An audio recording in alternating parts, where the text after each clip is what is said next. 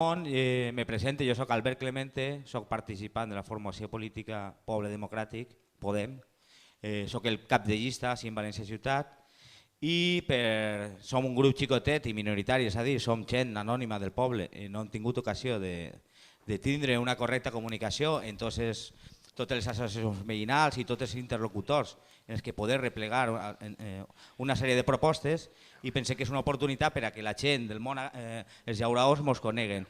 Nosaltres hem fet al·legacions al PGU, ens felicitem perquè tots, absolutament tots, i no els polítics, sinó tots els ciutadans, hem paralitzat, com diu Amparo, momentàniament. Jo tampoc me pense que estic content, ni tampoc estic content, igual que diu el senyor president del Tribunal de les Aigües. Això només és un punt i seguit.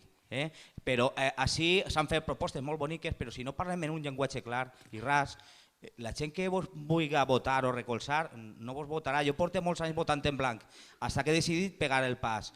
I els únics que han ficat el dit en la nafra han sigut els que estan treballant a la terra, perquè si no donen rentabilitat econòmica al llauraor, l'horta desapareixerà. Encara que la vulguin protegir com si fos un museu, si els llauraors no guanyen diners, l'horta desapareixerà. Moltes gràcies.